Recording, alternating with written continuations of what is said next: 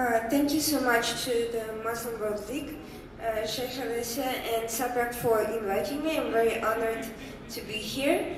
I would like to start by putting to rest, burying, and saying Kaddish over the old canard that there is a state of conflict between the United States and Islam or the Muslim world. That is a popular paradigm that has fueled tensions between various communities by the populists on both sides of the aisle in the US and propagandists everywhere. However, nothing could be further from the truth historically and in current reality.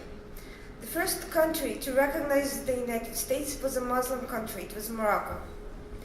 At the time, Morocco and the newly formed country of the US faced similar threats. They faced threats from barbaric pirates. Historically, the connections and the alliance between these two countries remain strong, despite the fact that one has always been a monarchy and the other a constitutional republic. Today, the US and Morocco face these similar threats from terrorism, from extremist ideologies, and yet the alliance remains strong. Iran, before the Islamic Revolution, was likewise a strong ally of the United States and a bulwark against the threat of radical ideology, communism, emanating from the Soviet Union.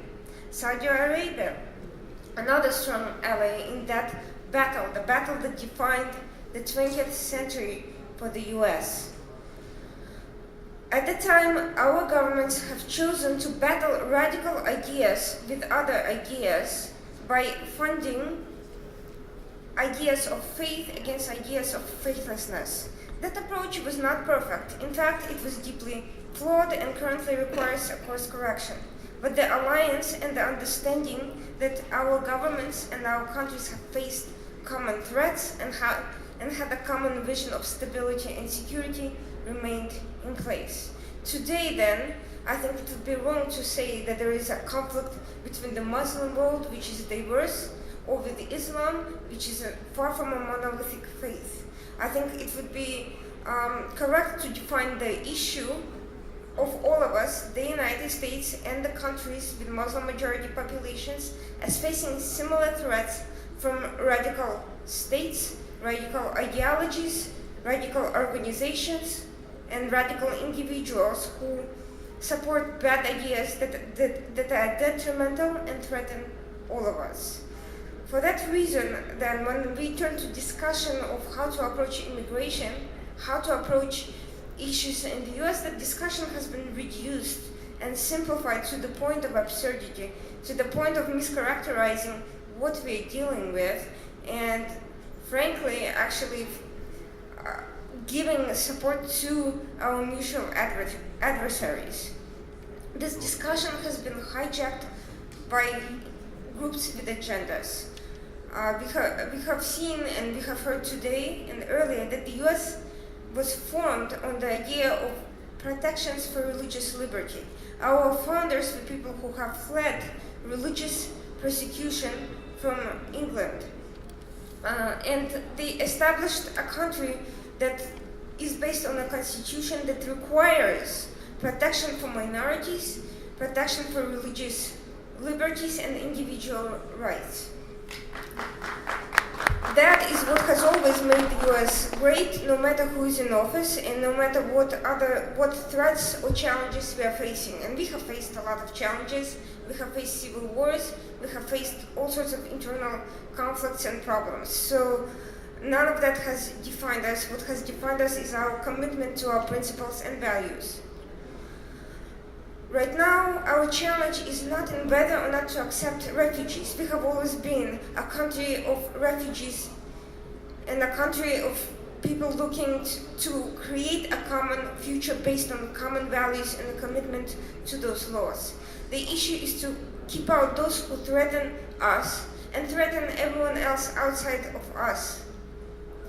Our immigration system has not been perfect.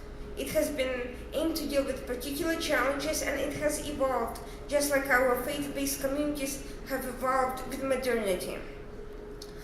Unfortunately, there are some who believe that we either require some sort of a religious test to deal with these problems from people who may come with radical ideologies or with bad ideas who may threaten our security, or on the contrary, that the answer is to not deal with that at all. Some of that conversation has been hijacked by organizations that have suppressed the conversation within Muslim communities in the US. In fact, they prevent Muslims here, law-abiding, peaceful Muslims. I'm not going to use the word moderate because I'm not a theologian and I have no idea what that means. They have prevented them from engaging in that conversation. They have suppressed the majority of Muslims in the US from having a voice. Instead, they have defined the conversation through an issue of political Islam, an issue that has become a fraught and dangerous topic to discuss, despite the fact that it threatens Muslims in the US as much as non-Muslims, and frankly Muslims outside of the US as much as non-Muslims outside in the US, in Europe and elsewhere. Therefore, we should not have religious tests.